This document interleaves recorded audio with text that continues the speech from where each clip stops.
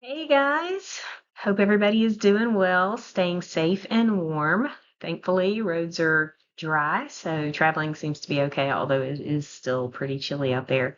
I'm sure you guys have enjoyed having some time down.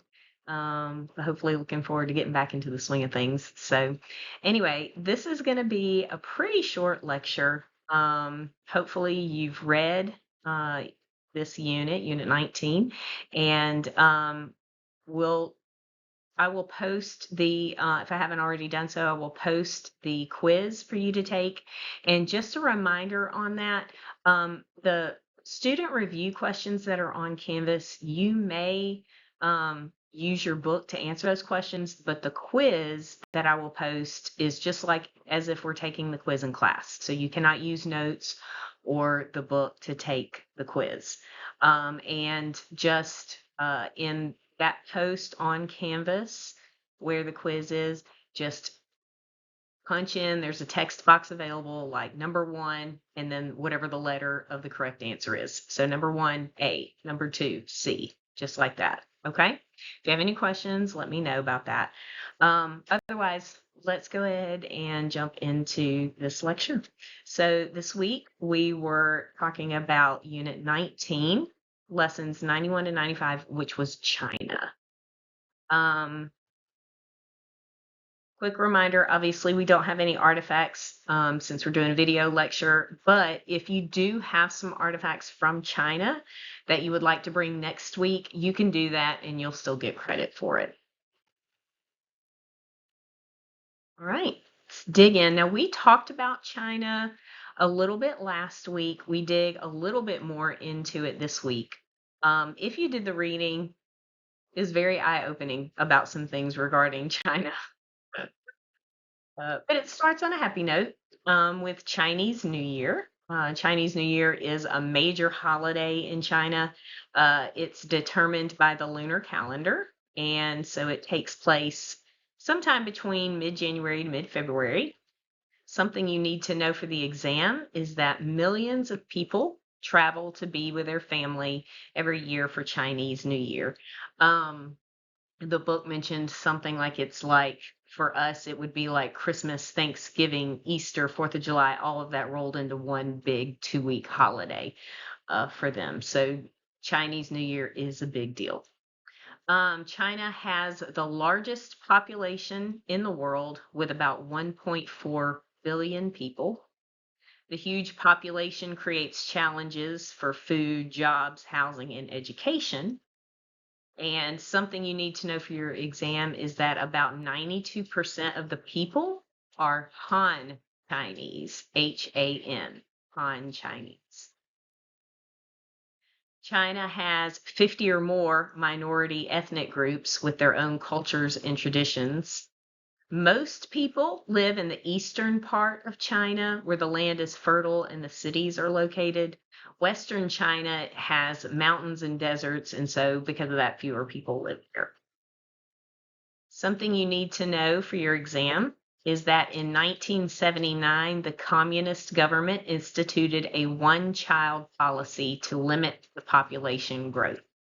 So population was growing rapidly, but it was causing food shortages and things like that. So the communist government in the 70s said, we're going to institute a one-child policy. If you can imagine enforcing something like that, it got pretty scary. Women lived in fear because they were sometimes made to have forced abortions. Um, they were sometimes their babies were just thrown away after they were born. Really, really sad situation there. And then in this situation, boys were more desirable for than girls because they wanted to carry on the family lineage.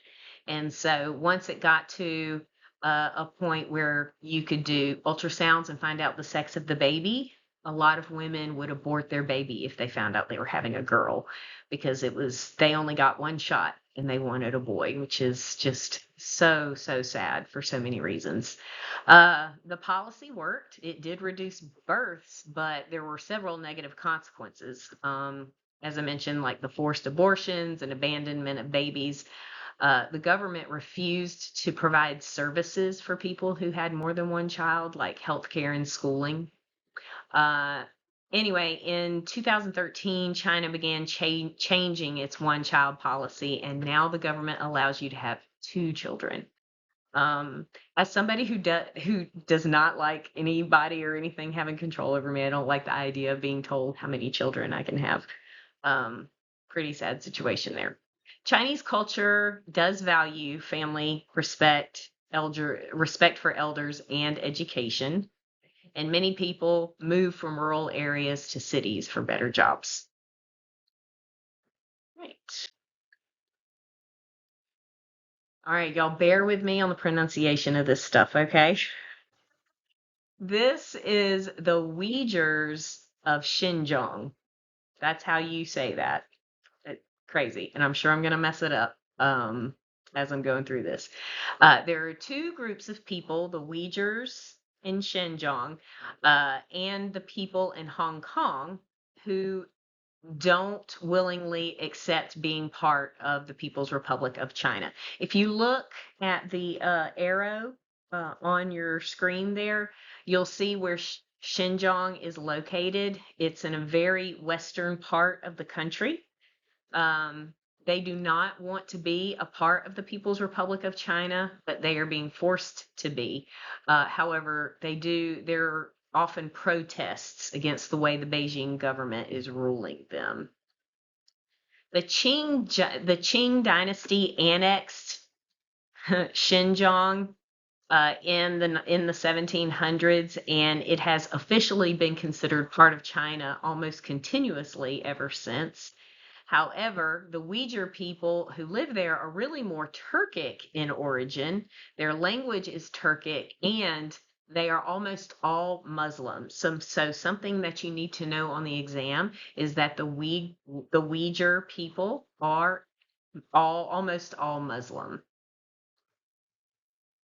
In the 1900s, Uyghur writers and political leaders reasserted their identity after being ruled by the Han Chinese for many years, and they renamed the region East Turkestan or Chinese Turkestan. So they were trying to kind of make more of a separation against China.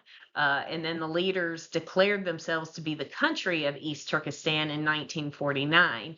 And this is a name that the Uyghurs continue to believe appropriate. But unfortunately, the communist leader declared the People's Republic of China on October 1st of that same year, and the Chinese communists just reabsorbed the Xinjiang region under their rule. During the 1980s, China allowed the Uyghurs to build mosques and practice their faith with some freedom. A resurgence in the use of the Uyghur language occurred, and the Uyghurs were emboldened in the 1990s to protest rule by China. But again, the Beijing government suppressed the demonstrations and other expressions of Uyghur ethnic identity. Tension in the region has grown ever since. The Beijing government has instituted a systematic program that is intended to eradicate Uyghur culture, language, and religion. They're basically trying to make them not be who they are as people. So the government has released flocks of surveillance drones disguised as birds in order to spy on people. So imagine living in a world like that. I know that there's a lot of conspiracy theories out there saying that the birds flying around here are drones. I personally don't believe that, but it is confirmed that they do that in China. Police can demand to see anyone's cell phone at any time and can detect if the owner has any videos that promote ideas that are not keeping with Beijing's policies. Can you imagine a government official at any moment just snatching your phone out of your hand if they see anything on there that disagrees with their political stance, you could get in trouble for it. That's the way it is in China. In the name of preventing terrorism, the government treats Uyghurs very harshly.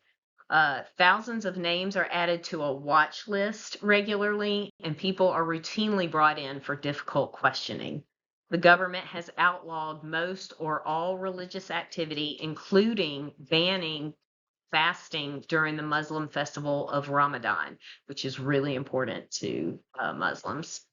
Without a doubt, the most egregious violation of human rights takes place in the hundreds of re-education camps across Xinjiang. So you do need to know about this for the exam, that the Uyghur people get placed into these places called re-education camps. They're basically like concentration camps. To these places that have been compared to concentration camps, the Chinese government has taken over 1 million Uyghurs suspected of having extremist thoughts. And what they call extremist thoughts are basically anything that doesn't agree with the communist Chinese government. At these centers, government workers practice what in other contexts has been called brainwashing. They force inmates to renounce their Muslim faith and sometimes force them to eat pork and drink alcoholic beverages, which are both, violate Muslim doctrine. In 2019, China claimed that it closed all of these re-education camps, but there has been no evidence to confirm this. There have been violent protests against these re-education camps that have caused dozens of people to die as a result.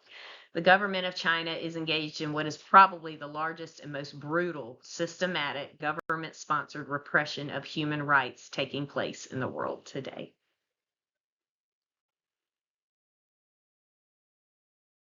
So this picture that you're looking at here is something called China's Belt and Road Initiative. So this is definitely worth looking into more. I would encourage you to educate yourself more on this. I'm going to step away for just a minute. My dog is trying to get out of the room. Hold on. All right.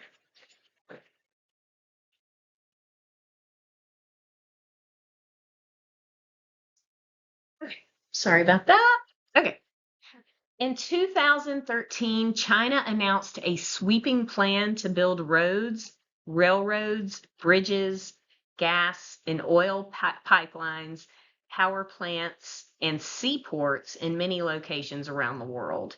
And the place on the map kind of shows you where all they were looking to go. The plan ultimately included 70 countries, which is about a third of the countries in the world. And the plan called for an investment with both grants and loans of money equal to almost $1 trillion. Taken together, the plan is the largest construction project in the history of the world, and this plan is called the Belt and Road Initiative. So you need to know what that is for the exam. The Belt and Road Initiative.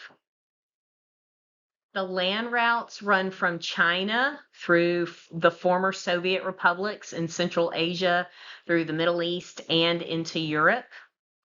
China is also obtaining reliable sources of energy for its ever-growing number of factories, cars, and homes. China is buying food for its billion-plus population, not only the food itself, but the land, like in Africa, on which farm workers grow food is dedicated to the Chinese market. So there is land in Africa that is owned by China, and the food that they're growing on it is only meant to go to China. China is opening new markets for the goods that Chinese factories produce, and China is achieving its long-desired access to Indian Ocean ports, such as by the road it is building from Tibet through Pakistan to the border in Gwadar. Pakistan gets a nice new road and a nice big port, and China gets a broader economic reach in Pakistan's silence regarding issues the Chinese government sees important. Really something to think about and research further, I would encourage. China is also employing hundreds of thousands of its own citizens in building these projects. So China is taking its own citizens from China, sending them to all of these other places to work, which is costing people in these other countries jobs because they're being taken over by Chinese workers.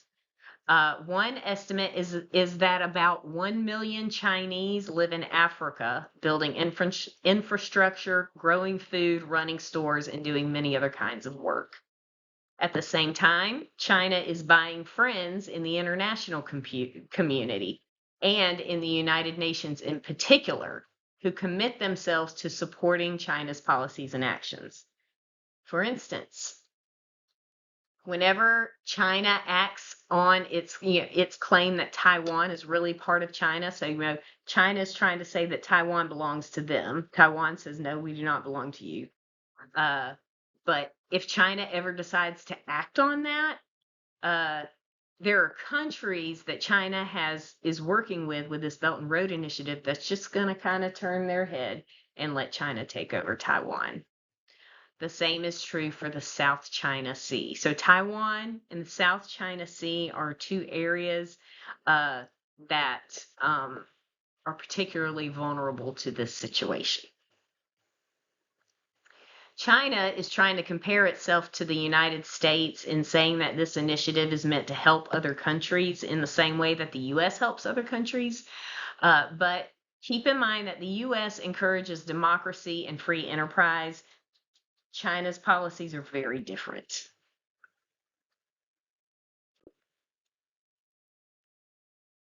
Trade has always depended on transporting goods, and at various times that means transportation can include ships, wagons, trains, camels, airplanes, things like that.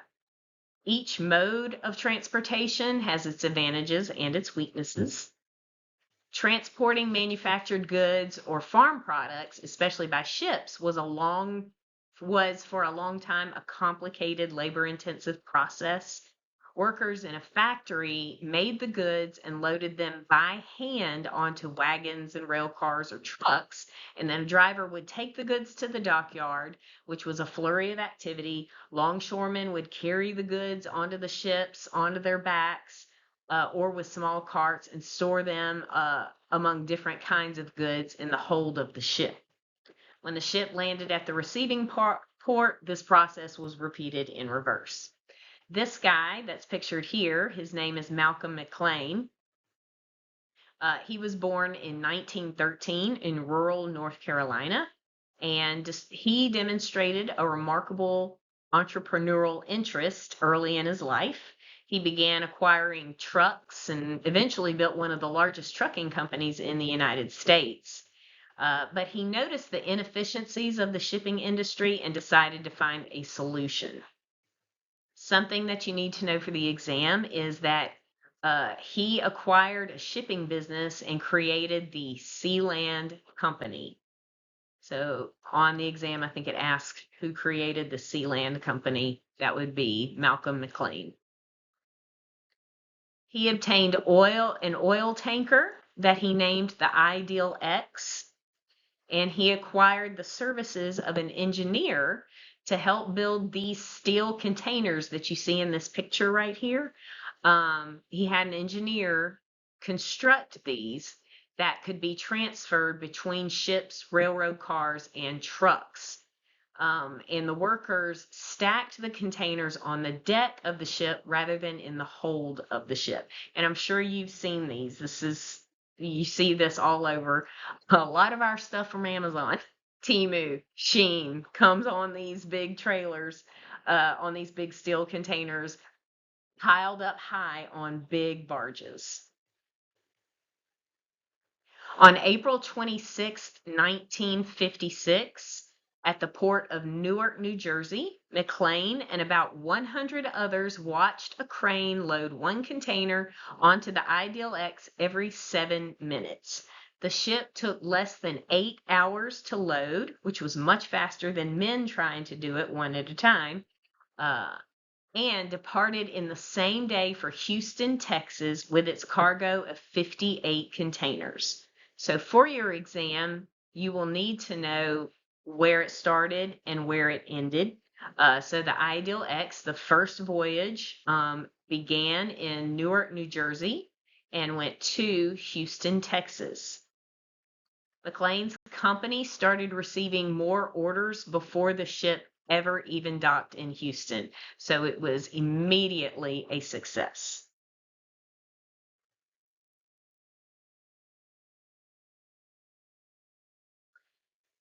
And that is it for China. At the fifth lesson in this unit was all about atheism. I'm sure you guys have heard of atheism. We'll talk a little bit about it. The book defines it as the belief that no deity or spiritual realm exists. Atheists believe that the material realm is all that exists and all that has ever existed. Atheists believe that some form of matter has always existed and that slow evolutionary change over billions of years has brought about the world that we know. At some point in this process of evolutionary change resulted in consciousness, in man's ability to think. To the atheist, the idea of Jesus as a son of God is just a product of human thought and fears and is not true. So on your slide here, we have just a small list of the differences between Christianity and atheism. Christianity has a purpose larger than ourselves. I think you all know that. Like, we don't just live for ourselves, we live for our Creator. We live to honor and thank God. We help serve and love in the name of Jesus because our motivation is Christ. Christ served us. He sacrificed for us, and that gives us a heart and a desire to want to serve and sacrifice for others. We are encouraged to be a light of hope because of the hope that we have in Christ. We grow in faith and maturity in times of difficulty. I can't imagine being an atheist who doesn't believe in God, going through difficult circumstances. Because I know for me personally, as I've been through really difficult things, the thing that has gotten me through has been knowing that Christ is with me and knowing that there are lessons to be learned and growth and maturity to be done in the process of those difficulties. And we get to look forward to a place after this life. We know that this is just a very small moment of our time, and then we get to spend eternity with Christ. Atheists have no hope in anything like that. Atheists have no purpose for their life other than for themselves. They view the universe as a result of mindless chance. Many are angry at God or at the idea of God. They only serve it as far as a means of self-preservation. So if they're going to do something kind, there's usually like a selfish motivation there. And there's no hope after this life for them. You die and you're gone. Of course, we know there's more than that. You don't just poof disappear. There is a very real hell that they will face. And so we want to be really diligent to pray for anybody in our lives that we know who may be an atheist. You just want to pray for them because we are aware of the consequences of not having a faith or a belief in God, and we don't want to see that happen to people that we love who are unbelieving. One of the things in thinking about atheism, Ray Comfort, if you don't know Ray Comfort, I really want to encourage you to jump on YouTube. And I think his ministry is called Way of the Master, but he does a lot of just street evangelism. And he's British, so he's super kind and respectful in the way that he talks, which I think makes him more approachable. But he will ask some really challenging questions. And one of the things that he said one time that I thought it just stuck with me was, imagine seeing a bicycle just laying on the ground. You come across a bicycle. You would never look at that bicycle and just think that it just happened, that it just came into existence all on its own. You look at that bicycle and something or someone made that bicycle. You might not know how, you might not know who, but someone made that bicycle. It didn't just poof out of thin air. The same is true for our creator in creation. And this has been the thing that has converted many people. They have seen like the intricacies of DNA or just the intricacies of creation, even in science. And they think to themselves, this couldn't just happen out of like as out of chance by chance. Like there has to be a designer, there has to be a creator. And if you challenge atheists on that, a lot of times they don't know where to go with that.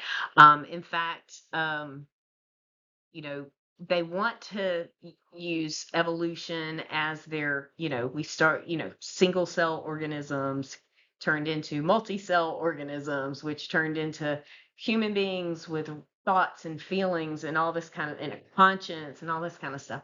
But if you push the issue and go, well, where did that come from? Well, where did that come from? Where did that come? And you take it all the way back to the Big Bang or whatever. Like they still, like something had to exist in the beginning to create the Big Bang. It couldn't have it couldn't have been created out of nothing. Well, God created things out of nothing, but it couldn't have just happened. There had to be something. Well, who created that something, Anyway, really good conversation. I really would encourage you to seek out Ray Comfort on YouTube and watch some of his videos. They're really good.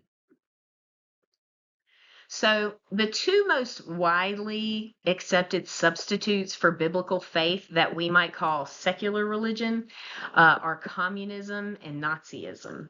Their proponents were so convinced of the rightness of their ideas that they put to death millions of people who disagreed with them.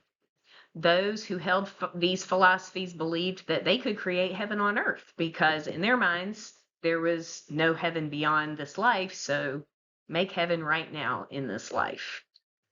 Understanding what atheism is helps us better understand why governments like China who are atheistic do the things that they do. It helps us understand why believers think and act the way that they do, and it helps us be better prepared for the atheistic influences that seem to be more prevalent in our society today. The book touches on a couple of other views that I'll hit very briefly. One is nihilism versus existentialism. Nihilism is the rejection of any and every worldview. Not only does this outlook deny the existence of God, it denies the possibility of knowing anything and even denies or at least questions the reality of existence itself. The nihilist view, the world doesn't really exist. Every person only thinks it exists, and at some point, the state of mind that questions the existence of the mind shades off into mental instability. Existentialism is a response to nihilism. It is an attempt to find meaning in existence. It accepts a godless, meaningless universe, but it says that humans can create their own world. Another view is postmodernism. It's a more recent development that has come about in recent years. It's in response to several of the threads of Western thought. In previous ages, it was widely accepted that the Bible was the ultimate authority, and it was believed that objective truth existed and that we could know it. But postmodernism gives human reason as the new standard of authority. So no longer the Bible, now human reason. And it says that we cannot know truth and that your truth can be your truth and my truth can be my truth, and both of our truths can be true even though they're not the same truth. And I think this was one of your worldview questions, but I really want to just challenge you to consider why that doesn't make sense. If you say the sun is yellow and I say the sun is purple, the postmodernist view says if the sun's purple to you, then the sun is purple. And if the sun is yellow to you, then the sun is yellow. Well, they can't both be true. They just can't. Something to consider. Finally, there is agnosticism. Agnosticism is a worldview that was developed by an Englishman named T.L. Huxley in 1869. He based this worldview on the belief that man cannot know the existence of anything beyond our own physical existence. If you can't see it and touch it and feel it, then you can't know it. And you're certainly welcome to research that on your own if you'd like to know more about that. Okay, so that is it. Don't start turning me off just yet. Before you do, I want to talk very quickly about your gospel notebook. Hopefully, by now, you have written on your page, you should have skipped the first 2 pages because that's where you're going to write out your gospel. And you should have your God page here. Okay. And you have God up front, and you should have some verses written under Creator, King, and Judge. If you have not done that, definitely be sure to do that before next Tuesday, because I will be taking up your notebooks and looking at them at that time. In addition to that, what you're going to do now is you're going to turn the page, and you're going to do sin at the top of the next page. Okay. And what you're going to do is you're going to write 5 verses, 5 scriptures that talk about sin. You're going to be talking about like what sin is, who sinners are, what happens to sinners, just anything that the Bible has to say about sin. I want you to write those scriptures down in your notebook under sin. And I'll be taking a look at that next week as well. We're going to talk about God and sin a little bit more in detail next week, but just for now, be working on that, putting those in your notebook, and definitely make sure to bring your notebook to class next week. I'm going to look through them and we're going to talk about them in detail. In the meantime, go ahead and start reading Unit 20, Southeast Asia, and I will just look forward to seeing y'all next week. Bye.